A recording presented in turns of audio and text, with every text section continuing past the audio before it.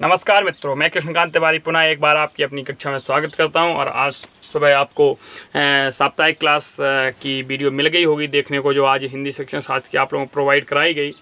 और आपको सारे प्लेलिस्ट जो साप्ताहिक क्लासेस की अलग अलग प्लेलिस्ट बनी हैं उनकी सबकी लिंक दी जाएगी डिस्क्रिप्शन बॉक्स में। जिन मित्रों ने नहीं देखी वो एक बार देख लीजिएगा। और बढ़िया सीटेट की तैयारी चल रही है। और आज हमें अव्यय संज्ञा, नौवीं संज्ञा की बात करनी है। इसका सूत्र है सुरादि निपात मव्यम। सुरादि निपात मव्यम, इसका सुरादि निपात मव्यम किस संज्ञा का सूत्र है? अव्यय संज्ञा का सूत्र है। अव्यय संज्ञा करने वाला सूत्र कौन है? सुरादि निपात मव्यम। सही नहीं लिखा है, देखो साफ लिखते हैं, सुरादि निपात मव्यम। मव्यम देखो ये लिख गया। अब इसका अर्थ क्या हुआ? देखो सुरादि एक पद निकलेगा, निपात निकलेगा और अव्यम निकलेगा। सुरादि गण में जो पठित शब्दों की होते हैं और निपात शब्द होते हैं, पठित शब्द और निपात शब्द, उनकी क्या होती है? अव्यय संज्ञा होती है। और आज भी हमें 4 संज्ञा पढ़नी है। और यहाँ से 3 प्रश्न बनते हैं कि कौन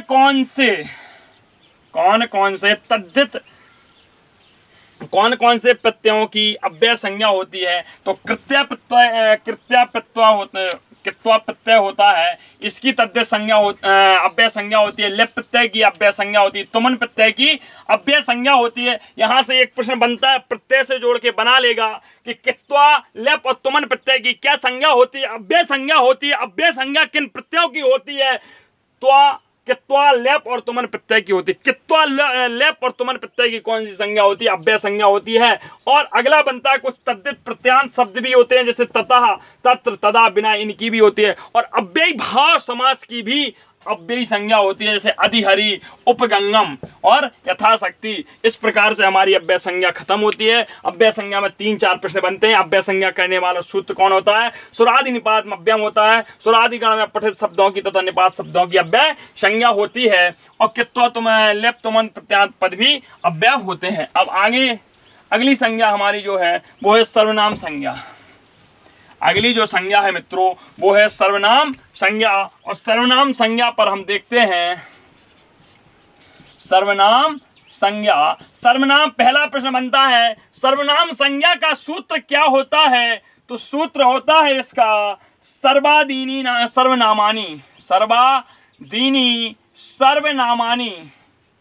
सर्वनामानी, सर्वादीनी सर्वनामानी। इसका मतलब हुआ कि सर्व, जितने भी सर्वनाम हैं सबकी जितने भी शब्द हैं, सर्वादीनी सर्वनामानी होता है। अर्थात सर्वादीनी सर्वनामानी, सर्वनामों की सर्वनाम संज्ञा होती है। सर्वनाम संज्ञा करने वाला सूत्र कौन सा होता है? सर्वादीनी सर्वनामानी होता है। एग्जाम्पल के लिए प्रश्न यदि आ जाता है तो हमारे जो सर्वनाम शब्द होते हैं, युष्मद् है,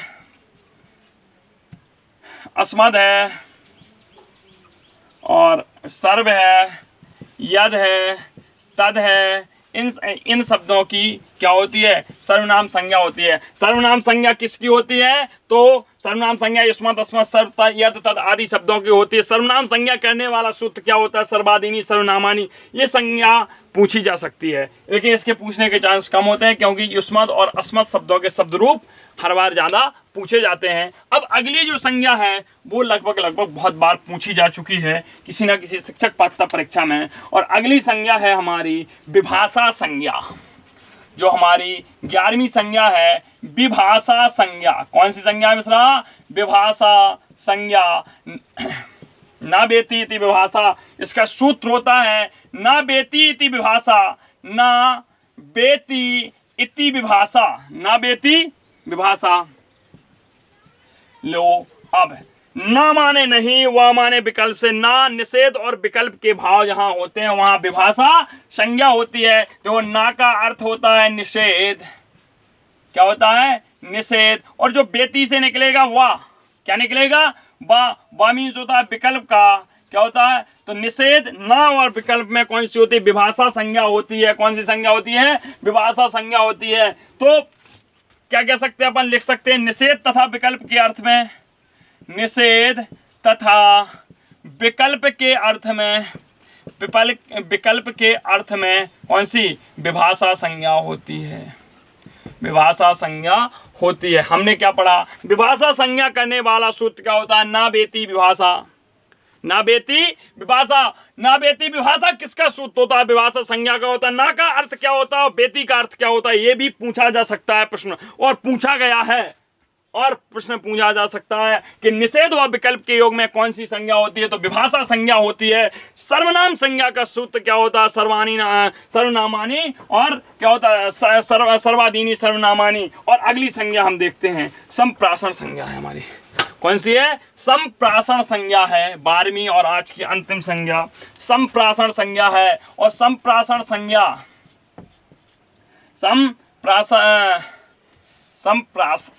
संप्रसारण संज्ञा, संप्रसारण संज्ञा, संप्रासन बोल गए थे, अच्छा हमें भी अच्छा हाँ, अधिगम संबंधी विकार हो चुका है।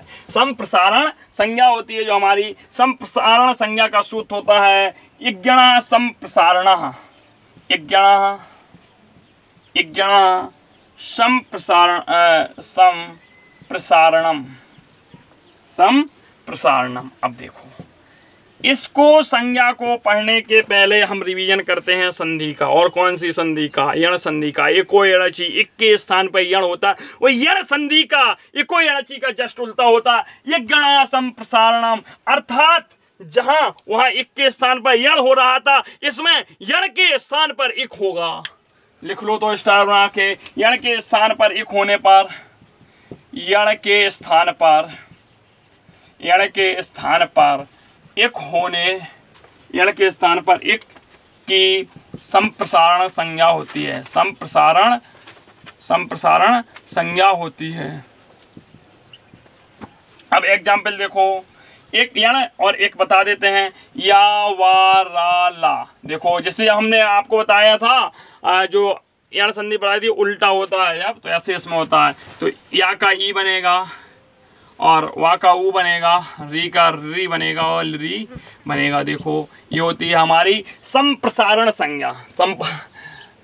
प्रसारण संज्ञा क्या होती है, संप्रसारण संज्ञा होती है, ये हमारी संप्रसारण संज्ञा होती है। एक बार रिवीजन कर लेते हैं। संप्रासन संज्ञा करने वाला सूत्र क्या होता है, इग्गणः संप्रसारणम होता है। विभाषा संज्ञा करने वाला सूत्र क्या होता है, ना बेती इति विभाषा होता है।